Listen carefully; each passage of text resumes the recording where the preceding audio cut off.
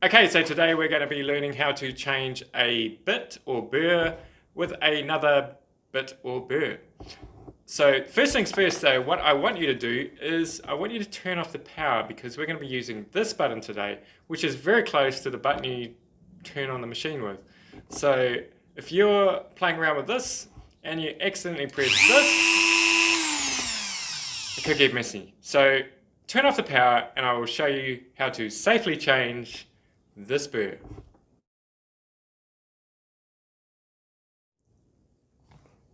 Okay, so we've got our Dremel unplugged, so there's no power in it. You can check that. And so first things first is what we're going to do is press the lock button and then go to the left with the spanner around that part. You can see on that part there's flat sections there. So, and once it gets loose, it'll just undo.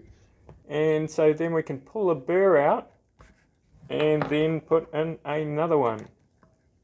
So you can tighten it up quite a bit with your hands.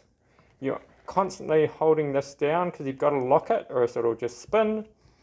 And then tighten it up with the spanner. Not too tight. So it's lefty loosey, righty tighty. Right, and then you're ready to go.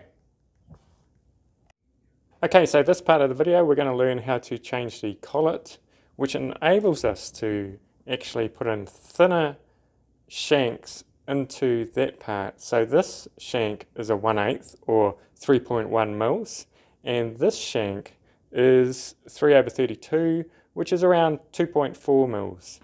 So the first thing to do is to get rid of this burr.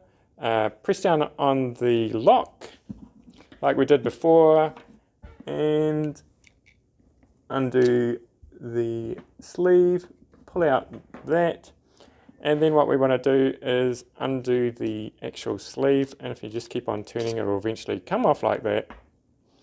And in here, it just sits in there, is the collet, and that is what actually clamps down on your bit. So here we have a skinnier one, and these come in all different sizes.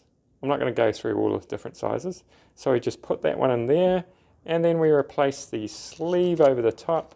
Do it up with our fingers first.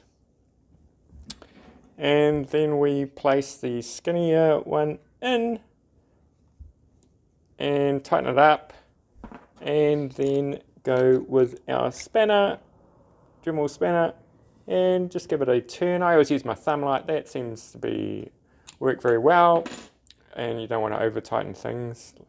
So, and then we are ready to go with that.